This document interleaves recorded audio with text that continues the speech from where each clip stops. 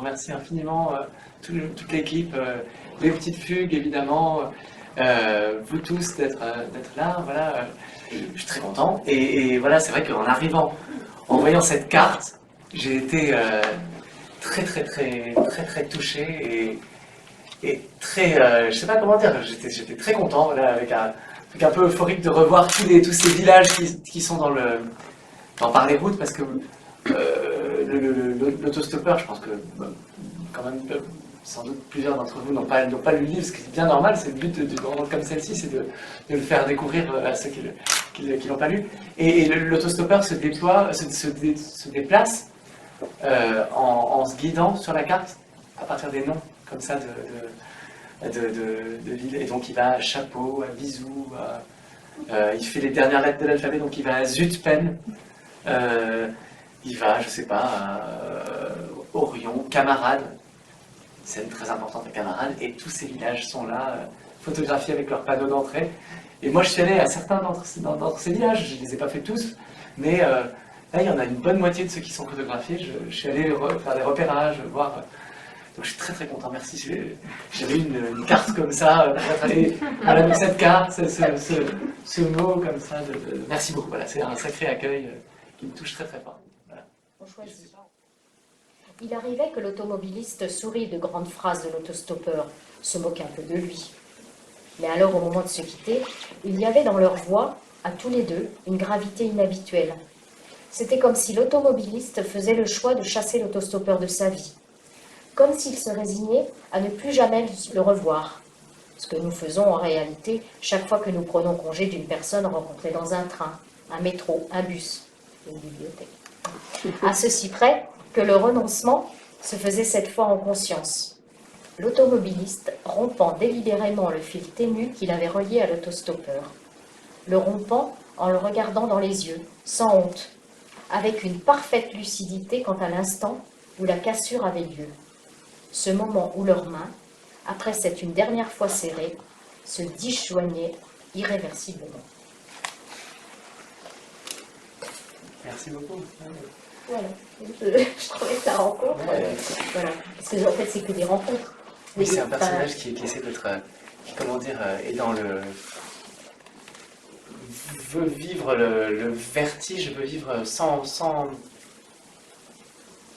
limite le vertige que peut être chaque rencontre, enfin, et essayer de sans cesse avoir à l'esprit ce que ça veut dire de se rencontrer, le miracle, le jeu de circonstances incroyable qui fait que ces deux personnes-là se trouvent face à face ce jour-là et se rencontrent. Et voilà, et du coup aussi ce que ça veut dire voilà, de se séparer, de ne pas se revoir, enfin c'est comme si c'est un personnage c'est un personnage qui veut, qui est sans cesse, il vit avec une conscience sans cesse de ce qu'on perd en même temps qu'on continue d'avancer dans la vie, de tout ce que, bien sûr c'est impossible de tout garder, de rester en contact avec tout le monde, mais lui c'est comme s'il avait ce rêve en fait, il voudrait continuer de faire sa vie avec tous les gens qu'il a un jour, pas tous ceux qu'il a rencontrés quand même, mais tous ceux avec qui il a passé un beau moment, se dire mais pourquoi on devrait se quitter alors qu'on s'entendait bien, et comment faire pour rester tous ensemble. Alors, en même temps, bien sûr, c'est comme des gens qui veulent rien jeter, qui accumulent les objets chez eux, qui ont cette espèce de nostalgie au moment même où ils voient l'objet, où ils vont s'en séparer, ils se disent mon Dieu, mais ça veut dire que c'était la dernière fois que je le touche, c'était la dernière fois, je ne le reverrai jamais ce même objet. Si on y pense, ça empêche de vivre, alors, évidemment. Donc lui, c'est un personnage qui est comme ça, au même titre qu'il ne veut rien manquer de tous les possibles de la vie. On pourrait aller là, on pourrait rencontrer telle personne, et il vit donc avec cette sorte d'angoisse de rater ou de perdre. Donc ça fait un personnage qui quand même, pour qui la vie est compliquée, et elle est très compliquée aussi pour ceux qui vivent avec lui. Il ne doit rien manquer, mais en même temps, il manque presque l'essentiel en s'éloignant de sa femme et de son fils. Donc il va chercher la liberté, mais il n'est pas si libre que ça finalement. C'est exactement ça, voilà, c'est ça la question. Est-ce qu'elle est la liberté? Est-ce que la liberté, c'est d'être tout le temps, d'être toujours, d'accueillir toujours tous les possibles, d'être tout le temps disponible pour ce qui est neuf, ce qui est nouveau?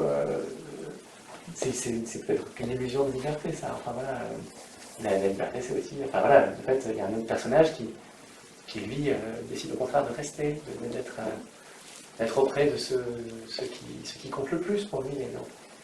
Et ça, en toute première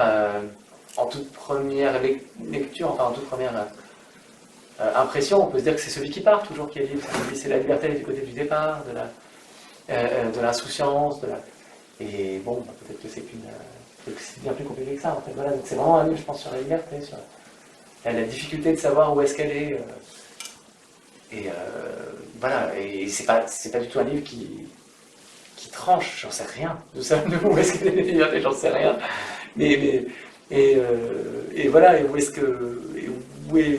est une quelconque vérité de la vie, alors là, je sais encore moins. Enfin, donc simplement, les personnages, ils cherchent, c'est des personnages qui cherchent, qui essaient, qui doutent aussi. Je pense que l'autostoppeur, il doute d'être assez vite, on voit qu'il quand même, c'est compliqué en fait, il voit bien qu'il est en train de perdre plein de choses. En fait, il le fait malgré lui. En tout cas, voilà, que c'est C'est plein de maladies, voilà. il ne peut pas faire autrement. Et à ce moment-là, ça s'appelle plus trop de la liberté, c'est jamais on fait que quand on se met à faire des choses parce qu'on pense que c'est ça qu'il faut faire, mais quand ça ne coïncide plus avec nous-mêmes, c'est bien plus compliqué. Donc en tout cas, voilà, c'est un livre où vraiment, moi j'ai essayé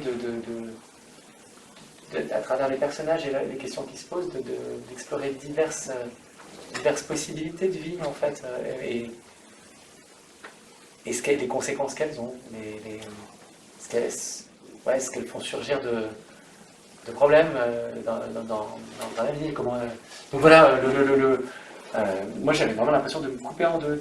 J'étais à la fois l'autostoppeur, j'avais énormément de stops. Toutes les situations qu'il raconte, je les connais très bien. J'ai passé plein de temps, j'en ai refait même du stop pour faire par les routes. Je faisais des boucles, des grands. Comme j'avais pas de destination précise, je faisais du stop que pour faire du stop, pas pour aller quelque part. J'étais un autostoppeur vraiment bizarre. Donc je faisais des grandes boucles d'autoroute, je sais pas, je suis pas venu vers Besançon, mais je faisais Lille, Marseille, j'allais vers la Rennes, je sais pas, je faisais des grands tours comme ça, des boucles, juste pour prendre plein de voitures et parler aux gens, quoi. Et je leur disais aux gens, et donc j'étais un peu fou quand même, et je leur expliquais que c'était pour les interviewer, pour leur poser des questions sur l'amour, sur la vie, sur le temps qui passe. Et donc ça les faisait marrer, mais ils me racontaient plein de choses du coup. Donc je me sentais à la fois assez proche de l'autostoppeur et en même temps très proche de Sacha qui lui est un personnage d'écrivain qui au contraire veut plutôt une sorte d'immobilité, d'enracinement, d'approfondissement, de construction. Et donc j'ai envie des deux, quoi, je sais pas, et je pense qu'on a tous un peu, on a tous les deux en nous, quoi, l'envie de... C'est comme si les deux ils étaient sur un plateau de balance, il y en a un qui parle, l'autre qui reste. Et c'était vraiment ça, c'est vraiment exactement ça. Moi. Et puis c'était comme ça, moi, quand j'écrivais. Et au milieu, il y a le personnage de Marie, qui est un peu justement dans cette situation de choisir avec qui elle avait envie de vivre, en fait. C'est l'aiguille de la balance. Voilà, c'est ça, un petit peu. Donc, et moi, j'avoue que quand j'écrivais, parfois, j'en avais ras-le-bol de l'autostoppeur. Il m'agaçait par son église, et je me disais... et puis par moments, c'était Sacha aussi qui m'agaçait. Enfin, j'avais envie de quelque chose. Donc en fait, je sais vraiment pas, en fait. Ça dépendait des moments. Ça dépendait même des moments de ma vie, sans doute. Des moments où j'avais... Et je pense que ça dépend des caractères, ça dépend profondément des moments de la vie, de ce qu'on on a envie d'ailleurs. Je me propose peut-être de lire Ah oui. finalement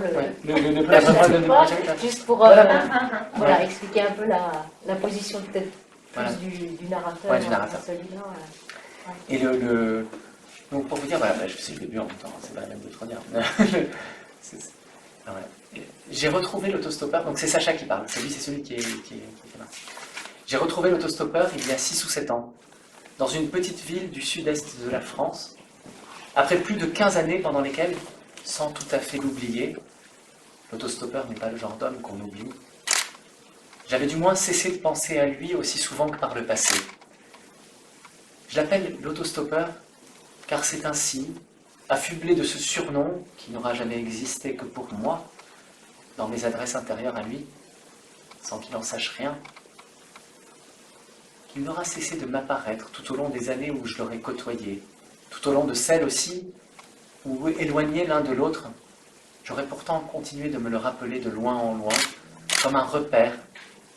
Les marins ont un mot que j'aime pour cela, dans lequel on peut entendre ce qu'il faut d'ambiguïté, même si eux n'y attachent rien d'inquiétant. Un amer. Je venais d'emménager à V lorsque j'ai appris qu'il vivait là, lui aussi. J'avais quitté Paris pour entamer une nouvelle vie. De toutes mes forces, je souhaitais changer d'air. Destruction, reconstruction, c'était mon programme pour les jours et peut-être les années à venir. J'allais avoir 40 ans. Depuis des années, j'écrivais des livres. À Paris, je travaillais chez moi, je sortais, je rentrais travailler. J'allais aux choses, les choses venaient à moi. Je rencontrais des gens. Certains me devenaient chers. Je tombais amoureux. Je cessais de l'être. Je ne sais pas si la pente naturelle de la vie est d'être seul d'abord, indépendant, nomade, puis peu à peu de se lier davantage, de se fixer, de fonder une famille. Si c'est le cas, je régressais. J'allais de moins en moins loin. Mes histoires d'amour s'écourtaient, se raréfiaient. J'étais moins supportable qu'avant. Ou peut-être était-ce moi qui, avec le temps, devenais moins patient, moins capable de prendre soin des autres. Étais-je devenu négligent? Était-ce simplement que l'amour m'intéressait moins? L'isolement ne m'effrayait pas. J'ai toujours eu dans la solitude d'intenses moments de joie, qui alternent bien sûr avec d'intenses moments de tristesse, mais tout de même, je suis d'une nature globalement disposée au bonheur. J'aime et redoute à la fois l'idée qu'il existe une ligne d'ombre, une frontière invisible qu'on passe vers le milieu de la vie, au-delà de laquelle on ne devient plus. Simplement, on est. Fini les promesses, fini les spéculations sur ce qu'on osera ou n'osera pas demain. Le terrain qu'on avait en soi la ressource d'explorer, l'envergure de monde qu'on était capable d'embrasser, on les a reconnus désormais. La moitié de notre terme est passée, la moitié de notre existence est là, en arrière, déroulée, racontant qui nous sommes, qui nous avons été jusqu'à présent, ce que nous avons été capables de risquer ou non, ce qui nous a peinés, ce qui nous a réjouis. Nous pouvons encore nous jurer que la mue n'est pas achevée, que demain nous serons un autre, que celui ou celle que nous sommes vraiment reste à venir. C'est de plus en plus difficile à croire. Et même si cela advenait, l'espérance de vie de ce nouvel être va s'amenuisant chaque jour, cependant que croît l'âge de l'ancien, celui que nous aurons de toute façon été pendant des années, quoi qu'il arrive maintenant. Je comptais mener une vie calme, ramassée, studieuse. Je rêvais de repos, de lumière, d'une existence plus vraie. Je rêvais d'élan, de fluidité, d'un livre qui viendrait d'un coup, en quelques semaines à peine. D'une fulgurance qui soudain serait là, récompense de mois de patience. J'étais prêt à l'attendre. J'aime l'idée du labeur. J'ai de l'admiration pour cela. L'obstination, l'entêtement, l'endurance. J'avais choisi V parce que la ville était petite, parce qu'on la disait belle, agréable à vivre, parce que je n'y avais que 2 ou 3 connaissances dont la fréquentation me serait agréable, sans trop me coûter. Un cousin, prof au lycée, que j'aimais sans l'avoir jamais beaucoup vu, des amis d'amis, que rien ne m'obligeait à voir. Je me rappelais 2 ou 3 séjours que j'y avais fait le temps d'un week-end, l'été, à une période où je savais bien que la ville, tout entière vouée au plaisir des estivants, ne montrait qu'un de ses visages, le plus attrayant, le plus facile.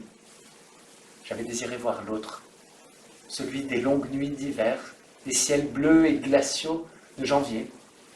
J'avais regardé les terrasses bondées, les façades aux fenêtres grandes ouvertes, et je m'étais demandé, et dans 3 mois, et quand tout le monde sera reparti, quand il fera 0, et que la lumière tombera sur les places désertes et les cafés fermés. J'avais eu envie de ce calme. Il m'avait semblé qu'à V, je saurais retrouver la concentration, l'ascèse qui depuis des années me manquait, la juste dose d'isolement qui me permettrait enfin de me ramasser, de me reprendre, peut-être de renaître.